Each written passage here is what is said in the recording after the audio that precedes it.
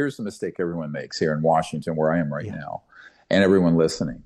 We all look at a map of the world and we see a boundary between Canada and the United States or China and Russia. The organization that's working at the level that we're talking, they don't care about that. And they have assets that are derived from many, many countries.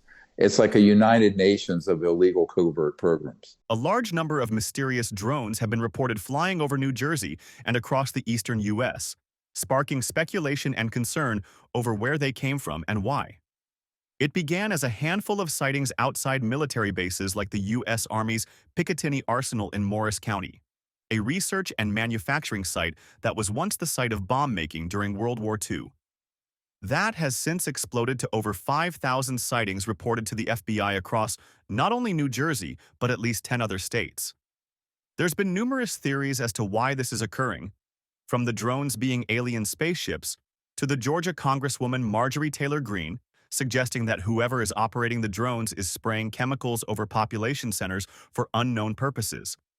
However, one of the foremost experts on the topic, Dr. Steven Greer, gave his take on what he knows is going on with the drones and debunks many of the theories. In an interview with Michael Sandler's Inspire Nation, Dr. Greer shared his experience with high government officials and gave his take on what he believes to be a shadow entity behind an even bigger agenda than we can even fathom. Dr. Greer goes on to share his vision as to what he sees coming with the drones and how we can prepare for what's to come. Let's listen to what Dr. Greer has to say. And this was the big surprise about a month ago that I learned. They're going to unmask themselves. So in other words, they're not going to just anonymously say, here's what we've seen. These are at the highest level of aerospace contracting and special forces who are going to come out, rank, their name, rank, serial number, nothing held back in terms of their identity. So that's a game changer, because this is the most significant earth-shattering disclosure in human history, number one, when I tell you what they're going to be, what they've been doing there. Yeah. And then number two, in anticipation of that, these corrupt enterprises are trying to gaslight Congress and the president and the public and the media, and create also the specter, this is the other part of this, of something frightening in the skies coming. See, this has been the plan since 1953 at least, that Werner von Braun warned us about. The man who invented the rocket for Adolf Hitler, on his deathbed, told a member of my team, Carol Rosin, that the plan was to eventually launch an alien threat or something from the skies that they could unite the world around some sort of authoritarian or militaristic totalitarian superstate. That is what they're doing. We're at the point, we're at the inflection point where that's all about to happen. And so they're trying to set up a lot of diversionary tactics as well as things that are frightening people, because they manipulate people through fear and people not knowing. So you go up, I'm up here all the time up at Capitol Hill, and you're talking to members of the Senate Intelligence Committee or House or whoever, or the incoming administration, the people I'm dealing with the incoming administration. By the way, I'm totally nonpartisan. I have to deal with whoever gets elected president of the United States. The point I'm making is that none of them know what's going on, but there's a lot of confusion and fear about it. So, and then in that, you build in this distrust of government, because so far the United States government has not properly addressed it, because I think they don't want to on one level. On another level, they don't really understand it. Now, this is where you get into this whole craziness that whatever you think competence or incompetence is in government, it's way worse. I mean, it's just way worse. That plan was developed in the late 40s, early 50s. In fact, if you go to our archive that we've just released in the last year, it's DPIarchive.com. It stands for Disclosure Project Intelligence Archive. And at DPIarchive.com, you're going to see a terabyte or more of data.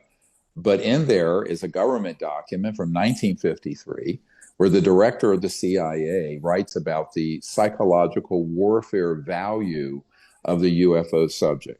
So it was determined about a year before we mastered gravity control or anti-gravity technologies, Yeah. when they would start building or man-made UFOs. Most of the ones that are UFOs are man-made, by the way, by Northrop Grumman and Raytheon and Lockheed. Small percentage are extraterrestrial vehicles, or NHI, they're saying now, non-human intelligence.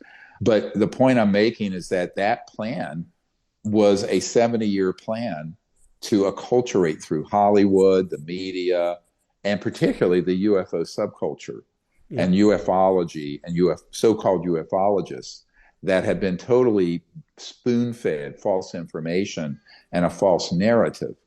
And I would say 90+% of everything out there on this subject has been curated and embedded within pop culture by the CIA and others who are very, very good at what's called a PSYOP, psychological warfare operation.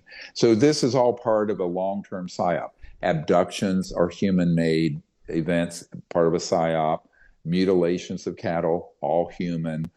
This drone imbroglio, all human. There are a number of events that really do look like an ET craft. But what people forget is that 70 years of reverse engineering extraterrestrial vehicles and $8 to $10 trillion in black budget funding over the years studying it, they've come out with devices and machines that are almost indistinguishable from an actual extraterrestrial one. So those can also be, you look at these drones, you'll also see some of these weird, like almost living orbs and spheres that appear. Yes. Those are ours. Now, there's extraterrestrial phenomenon that may look that way too, but what they're doing is a copycat. And therefore, they can deceive the public.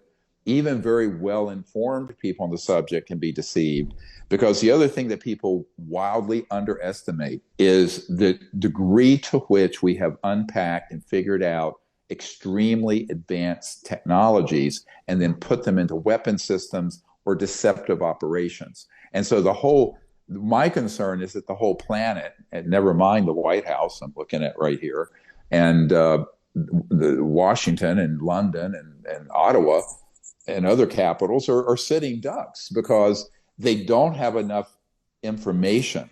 So what we're in a rush to do is I'm going around the world providing these briefing materials for people, world leaders right now. Well, again, the group that's defecting from these 6 black sites determine their own timeline. I mean, I've been working with them for 20 months. They told me a month or two ago that it would be between late December and the inauguration or early January. So it's imminent. Yeah. So that is what they determined to do. Now, I have had people in the incoming administration that I won't name who, but people who are up for cabinet level positions say, why don't you get this delayed until after the inauguration? I said, no, they want to do it beforehand. So it's on the plate of the incoming president on his table right away. So that wasn't my call. That's the call of these groups that are affecting. I want to be clear about that. And I'm simply the liaison between that group and the current government and the incoming government. And I'm doing the same thing in London and other places, and Russia and other nation states that need to know. But I think that the real problem is what happens after that. So let's unpack that for a minute. Dr. Greer continues to share his thoughts, describing what he believes to be information soon to be disclosed to the public as shocking, utterly shocking, ridiculous, like you've never heard before. Although that prelude to what's coming might sound frightening to some or intriguing to others, Dr. Greer goes on to give both the best and the worst case scenario for what's to come, and what we can do as a society to head toward the best case. Let's listen to what Dr. Greer has to say.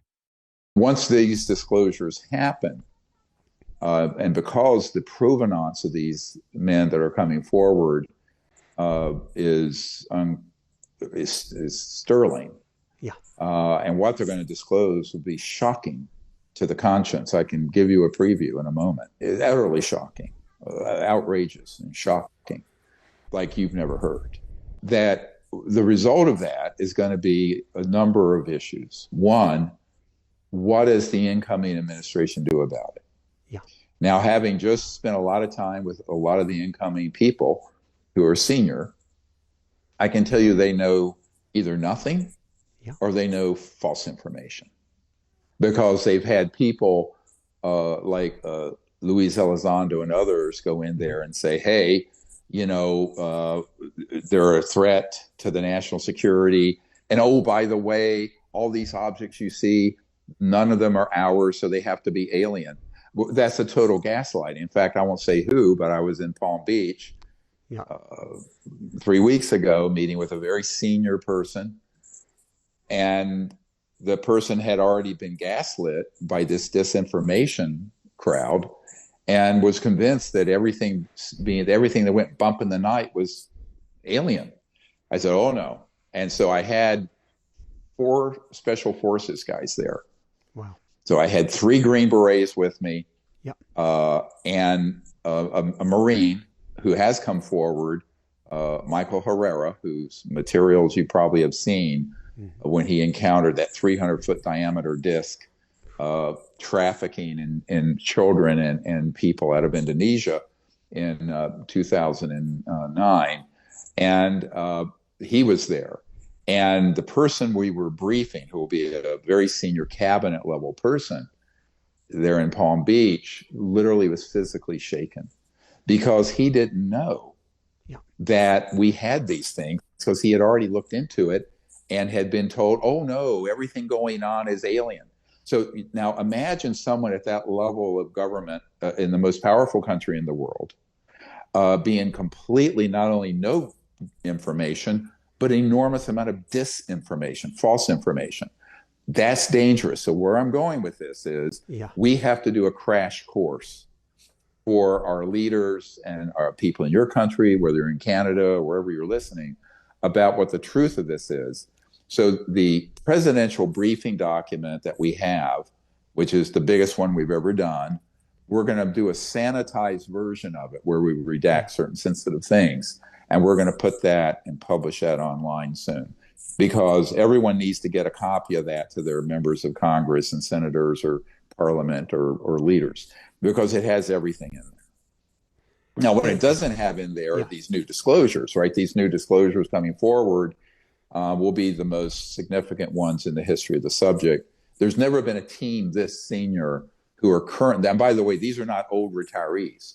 These are people currently operational. All right. They're SO special operators. So that's a very significant development. Now, if it's handled badly, so let's say this comes out and leaders around the world say, oh my God, there's an alien threat, we have to unite the world. And like the movie Independence Day, where Will Smith goes, let's kick alien butt, right? You know, the movie. I mean, it was right out of CIA scripting. But if that happens, it's the end of the world as we know it. It's a catastrophe. It means that we would go to sort of an interplanetary conflict and create such chaos in the world that they would be able to manipulate like they did after 9/11, but on a much grander scale. It would be a cosmic 9/11. And that's, unfortunately, not having enough information on this is dangerous. This is my mantra. You cannot be a member of the Congress or the president or a general or admiral at the Pentagon. And by the way, most of those people don't know anything about this subject, frankly, nothing. You can't be those people with that responsibility and be flying blind in a fog. You're going to slam the whole world into a mountainside and crash it. So I think this is the big problem, is that not having enough knowledge, or in a way worse, partial knowledge with all this disinformation it's a total existential threat. So that's what we're trying to remedy. But I think the masses and all of us together, if receiving this information, can rise up. If it begins to spin sideways in that direction, we can say, oh, but wait a minute. And here's this archive, dpiarchive.com, that has all the proof of this. And here's all this testimony. And it's not, these are man-made events, staging and pretending to be alien. So I think that is something that knowledge is power, and the masses, we're supposed to be living in a democracy, should have a voice in that in writing to people. Now, if it goes the other way. Yes, thank you. Recently, we sent out to our email list. Of those of you not on it should get on our email list because it's a newsletter. It has all this stuff in it every few days. Yeah. And you can go to drstevengreer.com. But the letter was a sample speech for world leaders to give. Yeah. And here's how that should go. Here's what right looks like. It should be announced that we're not alone in the universe, that they're not hostile, that there has been an intensive project for 75 years or more to study these objects that we have downed that are extraterrestrial, reverse engineer them, and we've had some amazing breakthroughs, some of which have to remain classified right now, but the basic energy systems that would run the planet, fix the biosphere, eliminate poverty, those we're going to work to bring out. Yeah. And the other programs that have not been overseen properly, we're in the process of getting them under control. Now, what's behind that? Now, this I'm summarizing about a few minute speech that I've drafted for folks. Yes. And that's gone to a number of leaders around the world already. Whether they take my advice or not, I don't know. I mean, it's like, as being a medical doctor, I've had patients come in with a heart attack and get up off the bed and say, I'm going to go home. And they drop dead in the parking lot. And we told them that's what would happen. And, I mean, hey, you give advice. I don't have any official position, right? I'm just a regular civilian. So, private. So then if it goes in that direction, it's a golden age of human civilization, of free energy, no pollution, no poverty. And in the recommendation and executive orders for the president and others is that we start an initiative like our Close Encounters of the Fifth Kind initiative to make peaceful contact, but officially from the government, where instead of shooting at these objects and downing them with directional energy weapons and electromagnetic pulse weapons, which I've seen, we're doing it in the context of one universe, one people, that we're all conscious beings, that we need to have a rapprochement and reach out to these civilizations in peace and move us into a whole new chapter where eventually, not right away, because we're not quite yet civilized, that we can become interplanetary ourselves. So that's the vision that's very beautiful. So it could be, and what I've said is that there's 1,000 ways for this to go sideways and go wrong. Yeah. There's basically one way it can go forward, where it's a hopeful event, where we create not world peace, but universal peace, that we bring all these technologies out, carefully evaluating their national security implications when it comes to some of the things that fly at, 1,000 times the speed of sound. You can't let every terrorist on the planet have that in their toolkit to deliver a dirty bomb to downtown Toronto. Yeah. But my point here is, there are wonderful breakthroughs in science and technology and medicine that can be a peace dividend for all the trillions in secrecy that have gone on. So I think, this is where the battle for disclosure, we just released this documentary. It's been #1 on Amazon, called Battle for Disclosure. Yeah. And it was timely that it came out. I mean, it's been trying to get it out for over a year, but there've been some problems with distribution. But that documentary is very important that people network it to their friends and everything, because it lays all this out. And it lays out how stark the choice is between a dystopian future of endless war and expanding war into space versus a whole new world, a new civilization that is beautiful. And this is our choice. And our leaders need to hear from us, right? Because this is going to break, and then people are going to be going, well, now what? And I have always said, if the people will lead, the leaders will follow. And I hear this from members of the Senate and Congress all the time. They say, we want to hear from our constituents about this. So people need to actually take some action. SIM swap fraud is sweeping the globe, and your mobile security is at risk. Switch to Ifani and lock out SIM swap fraud and get the most elite mobile protection in the world. Ifani guarantees 100% protection from SIM swaps backed by a $5 million insurance policy. Stay secure with reliable coverage, free international roaming, and unlimited data. Trust Ifani to keep your communications and assets secure. Get military-grade protection, 24/7 concierge service, and a hassle-free upgrade. Click the link below for $150 off.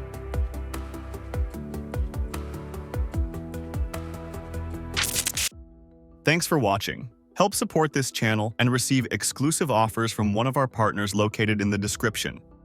We'll see you on the next one.